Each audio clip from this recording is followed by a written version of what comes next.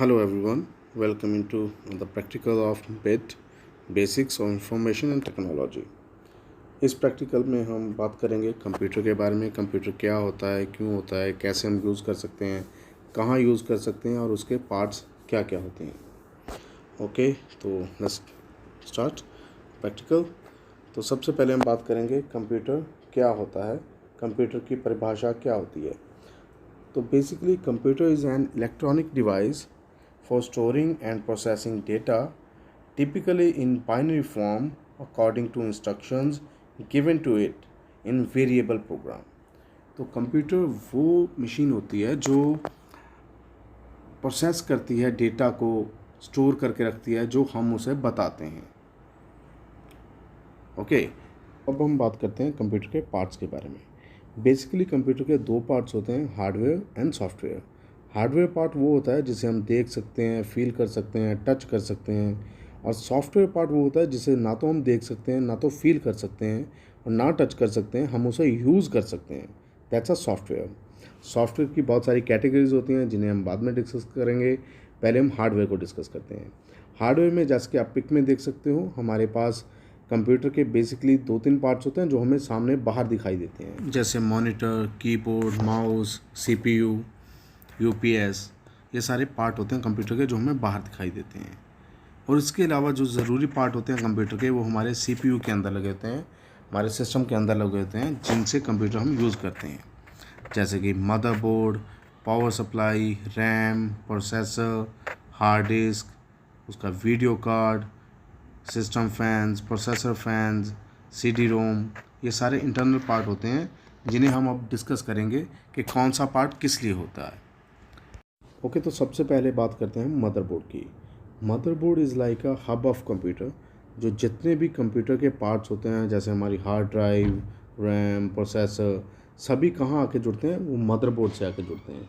सभी के सभी वो मदरबोर्ड से अटैच होते हैं, डायरेक्टली या indirectly. And motherboard uses the bus network to allow the components to communicate with each other. Okay, तो उसके बाद आता है हमारा अगला part, which is graphic card, या आप उसे बोल लीजिए वीडियो कार्ड। वीडियो कार्ड जो होता है वो हमें कंप्यूटर के ग्राफिक्स शो करने के लिए काम में आता है। बेसिकली आजकल के कंप्यूटर्स में ग्राफिक कार्ड को एक्स्ट्रा लगाने की ज़रूरत तभी पड़ती है जब आप कोई हाई लेवल वीडियो एडिटिंग का काम करना हो, या आपको गेमिंग वगैरह करनी हो, हाई एंड गेमिंग करनी हो, तो आपको ग्राफिक कार्ड की ज़रूरत पड़ती है। अदरवाइज़ आपका ग्राफिक जो है कार्ड का काम आपका मदरबोर्ड ही करता है, उस पर पोर्ट आती है, तो आप बेसिक लेवल के ग्राफिक्स अपने मदरबोर्ड से ही ले सकते हो, आपको एक्स्ट्रा ग्राफिक कार्ड की ज़रूरत नहीं पड़ती है। ओके, तो उसके बाद आता है हमारा मॉनिटर। जैसे कि आप पिक में देख सकते हो, monitor is an output device. Input device और आउटपुट डिवाइस क्या होती हैं, ये हम नेक्स्ट प्रैक्टिकल में डिस्कस करेंगे। बेसिकली आप ये समझिए कि कंप्यूटर एक आउटपुट डिवाइस होती है जो हमें सिर्फ ये शो करती है जो कंप्यूटर के अंदर काम हो रहा है, वो हमें मॉनिटर दिखाता है कि क्या काम चल रहा है। ओके, तो इसका बस मॉनिटर का यही काम होता है। इसके बाद आती है हार्ड ड्राइव। हार्ड ड्राइव बोल लीजिए, यहाँ से आप बोल लीजिए hard disk drive. Hard disk drive. Hard disk drive are usually fixed into a computer and used to permanently store data. Hard disks are vary in capacity, but newer versions allows to huge data amount to store. Hard disk are known as permanent storage device. आप hard drive में जो भी रखते हो वो permanent store रहता है hard disk में, जब तक आप मैनुअली उसे डिलीट या फॉर्मेट नहीं करते। हार्ड डिस्क ड्राइव की स्पीड थोड़ी स्लो होती है रेदर देन टू रैम, क्योंकि ये वायर से मदरबोर्ड से जुड़ी होती है, अटैच होती है, तो इसलिए इसकी स्पीड में थोड़ा फ़र्क पड़ता है। ये धीमे चलती है डिवाइसेस से, उनसे जो मदरबोर्ड से डायरेक्टली अटैच होती हैं। बट इसका बेनिफिट ये होता है कि हमारे पास एक बहुत बड़ी स्पेस होती है जिसमें हम अपना बड़ी फाइलें स्टोर करके रख सकते हैं, ज़्यादा डेटा स्टोर करके रख सकते हैं। हम उन्हें अपने डेटा की स्पेस को पार्टीशंस में डिवाइड कर सकते हैं। जैसे कि आप एक पिक में देख सकते हो जो आपके सामने है, इसमें हम अपनी ड्राइव को, हार्ड डिस्क को अलग अलग हिस्सों में बांट सकते हैं। जैसे कि आप मान लीजिए कि आपका एक घर है, आपने घर में अलग अलग कमरे बनाए हैं, हम हार्ड डिस्क ड्राइव को अलग अलग पार्टीशन में डिवाइड कर सकते हैं, जिन्हें हम अलग अलग काम के लिए यूज़ कर सकते हैं। लाइक किसी पार्टीशन को आप फोटोग्राफ्स के लिए यूज़ कर सकते हो, किसी को आप सॉन्ग्स के लिए यूज़ कर सकते हो, किसी को आप अपने टेक्स्ट डॉक्यूमेंट्स के लिए यूज़ कर सकते हो। तो इससे क्या होता है कि आपको डेटा ढूंढने में, डेटा को इंडेक्सिंग करने में बहुत आसानी रहती है। जैसे कि आपको, अगर आपके पास बहुत सारी फाइल्स हैं जो आपकी टेक्स्ट फाइल्स हैं, अगर उनमें से कोई पर्टिकुलर फाइल आपको ढूंढनी है, तो आपको किसी सॉन्ग्स की ड्राइव में जाके, पार्टीशन में जाके, या फोटोज़ वाली पार्टीशन में जाके उसे नहीं ढूंढना होगा। आप सीधा टेक्स्ट डॉक्यूमेंट की ड्राइव में जाके, पार्टीशन में जाके आप उसे ढूंढ सकते हो, आपको वो इजीली इंडेक्सिंग हो जाएगी। But it depends on you कि आप कितनी पार्टीशंस करते हो और किस पार्टीशन में कहाँ क्या रखते हो। ओके, तो नेक्स्ट पार्ट होता है हमारा RAM. RAM stands for random access memory. RAM is use to temporary store data that is currently in use by the computer.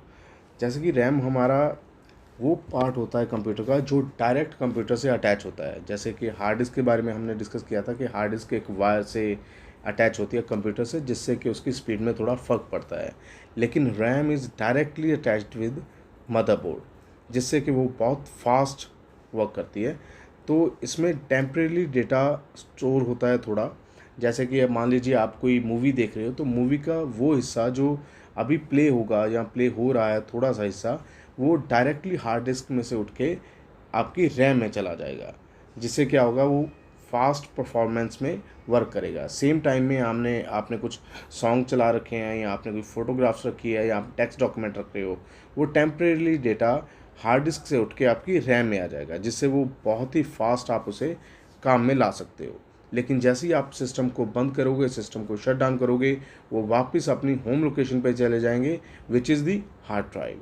तो रैम वापस से खाली हो जाएगी, एम्प्टी हो जाएगी। तो जैसे आप दोबारा से प्रोग्राम अपने यूज़ करोगे, अपना काम कुछ स्टार्ट करोगे, तो वापस प्रोग्राम थोड़े टाइम के लिए उठ के वो दोबारा रैम में आ जाएंगे। तो RAM is use to temporarily store data that currently in use by computer. Okay, तो नेक्स्ट है हमारा CD ड्राइव, CD रोम, या आपका स्टोरेज डिवाइसेस। स्टोरेज डिवाइसेस हमारा डेटा स्टोर करने के लिए एक्सटर्नली, आप अपनी हार्ड ड्राइव से, अपने कंप्यूटर से बाहर डेटा स्टोर करके रखना चाहते हो, then we can use the storage devices. Storage device कुछ भी आप यूज़ कर सकते हो, जैसे floppy drive, zip drive, CD ROM, या आपका CD DVD ड्राइव, या आपकी पेन ड्राइव। तो आप किसी भी मोड में अपना डेटा स्टोर करके रखना चाहते हो, अपने कंप्यूटर से बाहर उसका लाइक बैकअप करके रखना चाहते हो, तो आप स्टोरेज डिवाइसेस को यूज़ कर सकते हो। या आपको आपका डेटा ट्रांसपोर्ट करना है, दैट मीन्स एक जगह से दूसरी जगह लेके जाना चाहते हो, तो आप इसे यूज़ कर सकते हो, स्टोरेज। ओके, तो उसके बाद आते हैं हमारे सिस्टम फ़ैन, हमारे प्रोसेसर फैंस। सिस्टम फ़ैन और प्रोसेसर फ़ैन हम यूज़ करते हैं ताकि सिस्टम में ज़्यादा हीट ना हो। सिस्टम में, कंप्यूटर के अंदर, CPU के अंदर जब वो प्रोसेसिंग में चलता है, मदरबोर्ड, प्रोसेसर, तो बहुत ज़्यादा हीट हो जाती है। तो उस हीट को बाहर निकालने के लिए हम यूज़ करते हैं सिस्टम फैंस को, प्रोसेसर फैंस को। उसके बाद आता है हमारा SMPS, या हम उसे बोलते हैं power supply. SMPS stands for switch mode power supply. SMPS वो पार्ट होता है कंप्यूटर का जो हमारे बाहर के सोर्स से हमें पावर देता है, कंप्यूटर के सारे प्रोडक्ट्स को, उस कंप्यूटर के सारे पार्ट्स को। जैसे मदरबोर्ड को पावर देगा SMPS, हार्ड ड्राइव को पावर देनी है, CD रोम को पावर देनी है। हर एक पार्ट को जो कंप्यूटर का हमारा वर्क कर रहा है, उस सभी को पावर कहाँ से आएगी, हमारे पावर सप्लाई से, हमारे SMPS से। तो उसके बाद हम बात करेंगे हमारे सबसे इम्पॉर्टेंट पार्ट कंप्यूटर के, जो होता है processor. Okay, the CPU. CPU stands for Central Processing Unit, known as the brain of the computer. The CPU controls the action of the computer, including calculations and processing of data. Basically जितना fast आपका CPU होगा, उतनी ही fast आपका computer performance देगा। Okay, तो हम CPU की diagram भी पढ़ेंगे नेक्स्ट प्रैक्टिकल में। तो अब हम बात करते हैं कंप्यूटर पेरिफेरल्स के बारे में। Peripherals are non essential pieces of hardware that plugged into computer externally. They are called non-essentials because computer can operate without them. Examples, आपके speakers, microphones, mouse, joystick, printer, webcam, pen drives, all are the example of peripherals. आपका computer इन devices के बिना भी काम कर सकता है, ये डिवाइसेस ज़रूरी नहीं है। इन दिस डेज आपके जितने भी पेरिफेरल्स आ रहे हैं वो सब USB प्लग्स में आते हैं, USB प्लग्स में ही आते हैं आजकल आपके ज़्यादातर। ओके, तो अब हम बात करते हैं सॉफ्टवेयर कैटेगरीज के बारे में। आप सॉफ्टवेयर को काफ़ी कैटेगरीज में डिवाइड कर सकते हो, बस बेसिकली हम इन्हें दो कैटेगरीज में डिवाइड करते हैं। One is system software, another is application software. System software जैसे कि आपके ऑपरेटिंग सिस्टम जितने होते हैं like Windows, Mac, Linux, Unix, Minix, ये सब होते हैं आपके सिस्टम ड्राइवर्स, ये सब होते हैं आपके सिस्टम सॉफ्टवेयर्स। जिसमें कैटेगरी होती है ऑपरेटिंग सिस्टम्स की सारे, वो सब होते हैं सिस्टम सॉफ्टवेयर। उसके अलावा हमारी सेकंड कैटेगरी होती है एप्लीकेशन सॉफ्टवेयर। एप्लीकेशन सॉफ्टवेयर में जैसे कि आपका Microsoft Word, Excel, PowerPoint या आपका MS पेंट, आपने म्यूज़िक सुनना है तो उसका music player, video player, calculator, all are the examples of application software. Okay, I hope कि आप अब समझ गए होंगे कि कंप्यूटर कैसे काम करता है, उसके पार्ट्स कौन कौन से होते हैं और हार्डवेयर पार्ट्स के बारे में, कौन सा पार्ट क्या काम करता है और कैसे अटैच होता है कंप्यूटर से। उसके बाद हम बात करते हैं कि कंप्यूटर कहाँ यूज़ कर सकते हो। इन दिस डेज हम कहीं भी कंप्यूटर को हर जगह यूज़ कर सकते हैं, जैसे एजुकेशन सेक्टर में, एंटरटेनमेंट सेक्टर में, मेडिकल फील्ड में, इंडस्ट्रीज़ में। मैं आशा करता हूँ कि आपको ये समझ आ गया होगा सब कुछ।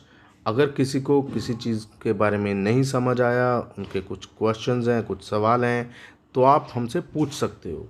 Will answer you. Thank you.